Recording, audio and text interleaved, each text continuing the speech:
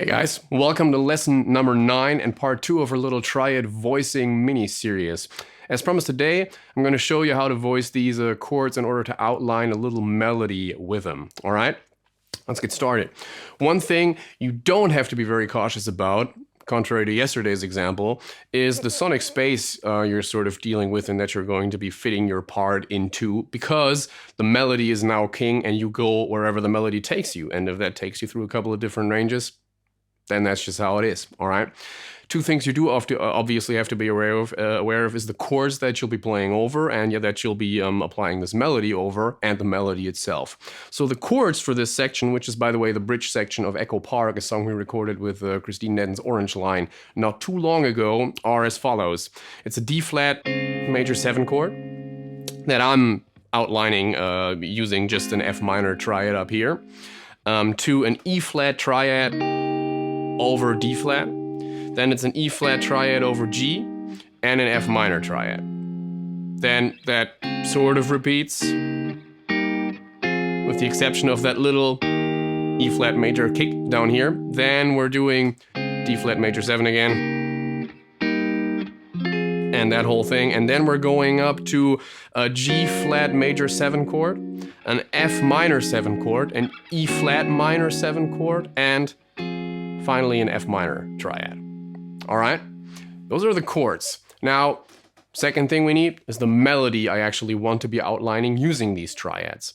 There's sort of two different situations you can find yourself in. There can be a pre-existing melody that you're harmonizing doing this. Sometimes you're actually doubling the vocal line. Sometimes it's a little hook that's thrown in there while the vocals are on a break, or to complement them, something like this, right? But more often than that situation, I've been in a situation where you kind of have to come up with your own thing. There's just this empty space for you to fill and for you to sit in, and you sort of might notice, you listen to the track and it's like, all right, I am obviously playing rhythm guitar, right? But there could be a little bit of melodic content to just sort of make this part a little more interesting and drive it forward a little bit, and then you can kind of come up with your own little melody that you'll then harmonize, as was the case with this part.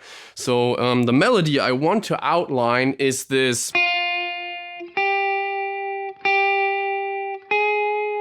Right, that's the first part of it. So I chose an inversion of my F minor triad that would put the F on top, right? So that's what we start with. And then I move up to the E flat triad, which happens over D flat, but I don't care about the bass, right? I'm just playing the E flat triad, and I chose the second inversion of that because that puts the G in the melody, which is what I want right here, right? And then I'm continuing up to another F minor triad, but this time in second inversion, not in first inversion, as it was down here. Although that means I'm moving this triad parallel to the root, which in yesterday's example I told you, not really something you want to do. Like this generally sounds better, but now I have to accommodate the melody, which moves up, so I'm moving the voicing up, and it actually doesn't sound bad at all, right? Sounds pretty cool, in fact. So then we head back down to this guy, and now I'm just kind of throwing in a little bit of, I don't know, a few notes for good measure, just to spice it up and vary it a little bit, and then same thing here. And then from this F minor triad, we kind of come down to this E flat major triad kick that the entire band does. And then this section repeats. Same thing we just had. And then as we go up to the G flat major 7 chord, I'm actually playing a B flat minor triad again, sort of analog to what I was doing down here. And now I am jumping inversions to accommodate the melody, because the melody in this final part is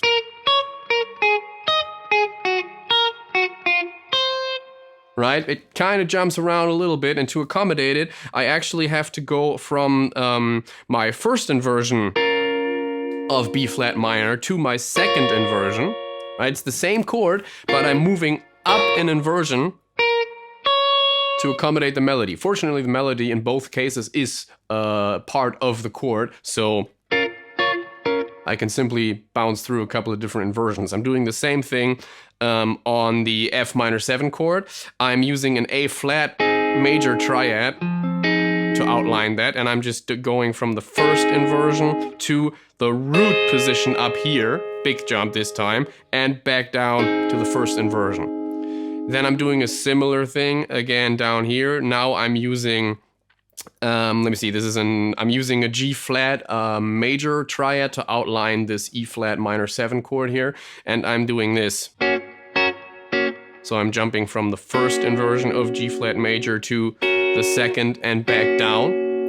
And then I'm back to sort of our home base down here, the D flat major 7 chord that I'm again playing an F minor triad over, and I'm going from the first inversion to the root position up here, back to the first inversion, right? Outlining that fifth jump in the melody, all right? That's kind of how you go about this. It's not super complicated. The melody is king, without a doubt.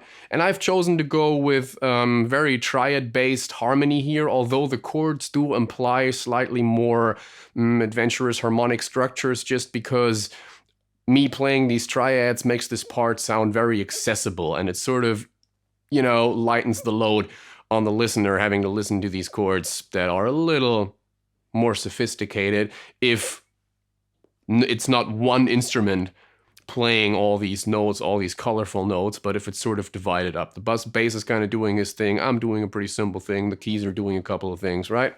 That sort of makes it a little more accessible and easier to listen to, all right? So that was lesson number 2, lesson number 9, but part number 2 of this little triad series. And I think I'm gonna keep that going for a little while because I'm having a lot of fun with that. So for tomorrow, we're gonna look at what I call triad reductions, which actually means outlining triads with less than 3 chords, so less than 3 notes, so leaving some out. All right, that's gonna be real interesting. I hope to see you guys again tomorrow. Till then.